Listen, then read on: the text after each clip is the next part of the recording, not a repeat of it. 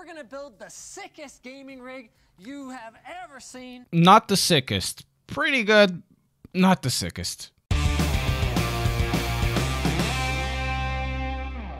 Today we're gonna check out a new video by Linus Tech Tips where he builds a sim racing rig, and we're gonna use this little space, you know, to give it a little bit of critique, maybe places where he could have improved, still in the realm of what they're trying to build, and also for some on the comment section that were complaining that this is too expensive, I could give some opinions on where you could save some money and maybe build something for you. Those of you who are regulars on the channel are probably gonna know this already, but for the rest of you, I got a confession to make.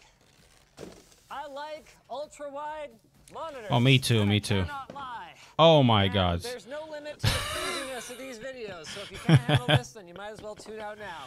Oh man, this screen is basically almost a dream for pretty much all sim racers, for a lot of sim racers. This is a really good screen. Samsung sent us over another one of their Odyssey G9 240 hertz 32 by 9 1000R curved. Look how curved this thing is. Ultra wide gaming mode. Okay, he starts this by flexing. It's pretty good. I'll always like Linus. He's really good this way. Always start flexing. Monitors for a sponsored project. And we're going to take this puppy, we're going to build the sickest gaming rig you have ever seen, and we're going to mount it. Not the sickest. Pretty good. Not the sickest. Not even close.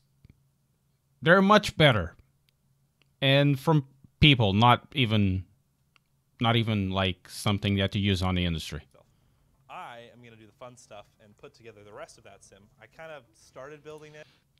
The first thing that you notice here is the wheel, T300RS. Very good screen in the T300RS. It's a good wheel. Maybe a little bit underused on this project, but then again, this is a sponsored thing. Degrees of Freedom motion simulator platform, something like what you might have seen. Degrees of Freedom. This is the next level racing. Motion Platform V3. It's a 2 Degrees of Freedom motion simulator platform, something like what you might have seen at a trade show where you yeah, it is. It moves around and it's super cool. Now, what's special about this thing is its size. This thing is frickin' tiny. This is all you need, and it drops right into something like that, which is their GT Track cockpit setup. You plop the chair right on top. Yeah, sit on, yeah. Plug the USB. This is true. It's a very compact 2 Degrees of Freedom thing.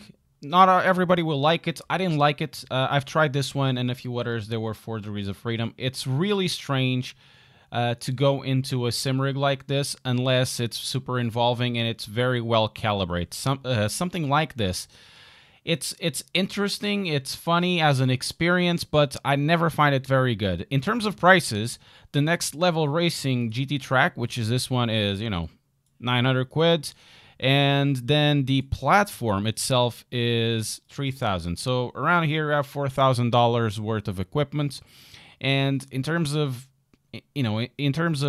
cockpit, I would save quite a lot of money by choosing something else like a Cinematic K2, or you could even go 80/20. But then again, this is like a project thing. I suppose that they want to mingle everything together, and that way it makes sense. If you're trying to build something for yourself, Next Level does have other types of stuff like racing stands, or even FGT lights and stuff like that, where you can save a pretty penny. In terms of motion rig platforms, it's not really worth it unless it's really good. I'm gonna skip the part of the PC building because I'm just here for the sim racing part. Because Linus Tech Tips, they know how to do a PC. It's time to talk peripherals. Now, we're not going with something that's like the crazy $1,000 wheel setup that is direct drive, and you got to get it for cheaper. Payment to get, but we wanted to go with something that was still very, very good.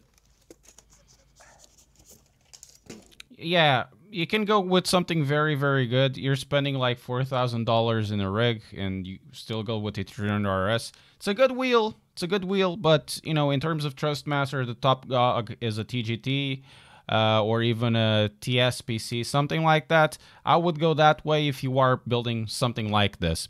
If you're building something for yourself, a T300RS is pretty good, and a Logitech G29 or the new G923 would be also very, very good. And we knew just who to call. So the guys over at Thrustmaster sent over their new Tlcm Pedal Set. These are Apparently they're very good. You know, the average pedals you might see at your Best Buy, but rather than just being a potentiometer inside and having sort of a linear travel, these are load cell pedals, which means you get a lot more accurate feel. Well, so what these pedals do are they're load cell pedals. Instead of measuring the distance like a potentiometer does, it measures essentially the force you are exercising on the pedal set. This way it's very easy or easier to train your muscle memory to be more precise under braking. It's their TH8A shifter. Oh, I have one of those over there. Pretty nice gated shifter. It is, it is. As well as the T300. Don't pick it up like that. I know it's not a very heavy wheel, but don't pick it up a wheel like that, please. Break my heart. RS wheel, which we have combined with the add-on open wheel. Oh, this wheel is, yeah, the add-on is pretty nice. Another option for this one, a little bit cheaper, is the Ferrari F1. It has more buttons. I think it's a little more cheaper. But this one is actually pretty nice. Used to be exclusive, and they released it last year as an add-on. You know, I questioned the wheels before, but this is actually kind of nice just to be able to, like, get it out of the way or... Yeah, it is true. Sometimes cockpits, like my own, do have an integrated monitor stand, either for triple screens or whatnot, but oftentimes you'll find that it's not practical. And these types of standalone stands are pretty good. You can build it one yourself if you are good with 80/20 aluminum profiles. This one is already pretty done, and I think it's compatible for triple screens as well. So if you have a bigger monitor, it's good to have something that is standalone. And an advantage of a standalone stand like this one for monitor stands is that if you move too much your sim rig, it's not transferring those vibrations to the monitor, and sometimes it can be a little bit weird. Right, cool. Oh, I want to see the window though. I want to see the window while I'm driving. Oh, I see. Okay. Yeah, there you go. Oh my. The ultimate bling. Here we go. Definitely. We don't have audio. Oh, it looks pretty nice. Oh, he's loading grid.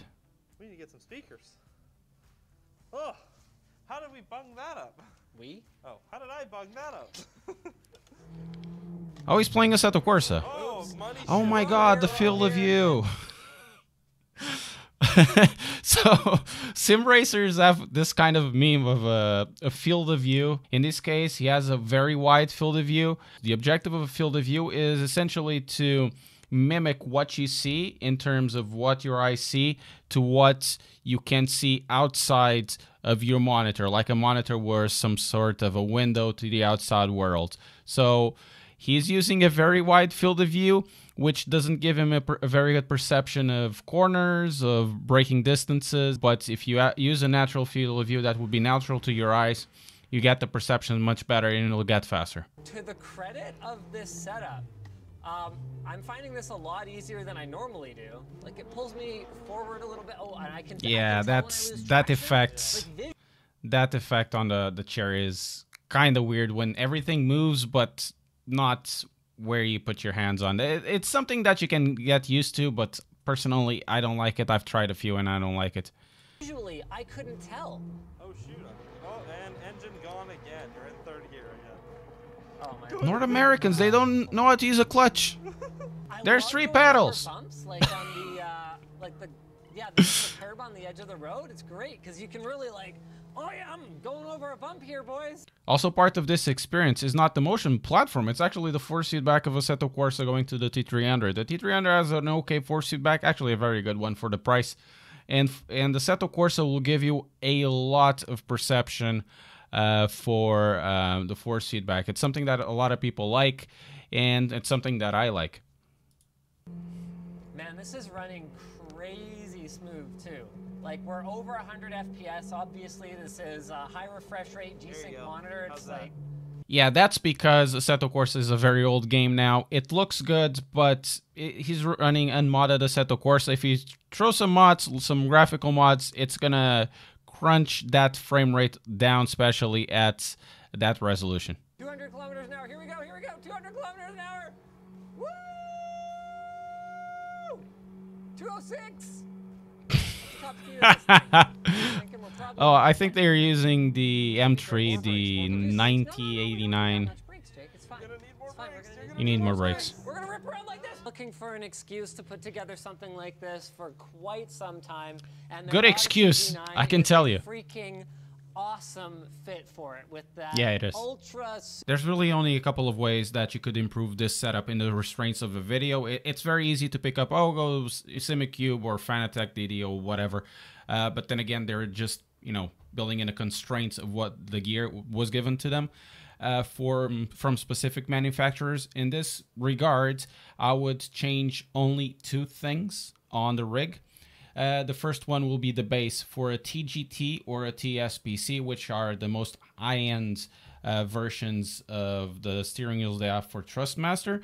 And the other one, instead of that Formula wheel, because they're using, you know, road cars, go the 599 Alcantara. Something like that. You know, a rounder wheel, a bigger round wheel, it will go very, very well. In terms of everything else, you know, it's a very good setup. It will give you a lot of immersion. It's quite expensive. I would change some things for myself, but that's another thing. Now, for those of you who are saying that this rig is too expensive and, you know, it's Linus Tech tips again and this costs $1 million, yeah, it is true. But believe it or not, for the type of equipment they have here in terms of immersion, you can have it similar for very cheap. The wheel itself is about $300, $400. You probably can get it secondhand $150, $200. The pedals new are about $250. You probably could get a T3PA pedal set for about $80 or $90. It doesn't have the load cell, but you will have a very good shebang there. And then you can mount it to your desk. You know, that's already good. I have a couple of series in regards of building budget setups and also a series running that I show setups from other people. Some of them are very interesting. Even if you don't go the route of Thrustmaster, you can choose like a Logitech G29, a G27, something like that. Those retail around $200 and they come with the pedals already. So those are pretty cool. If you need the stands, there are stands from Next Level Racing. There are stands from Wheelstand Pro. In Europe, you also have GT Omega, stuff like that. It's really not that expensive for sim racing. Sim racing is more affordable than you think.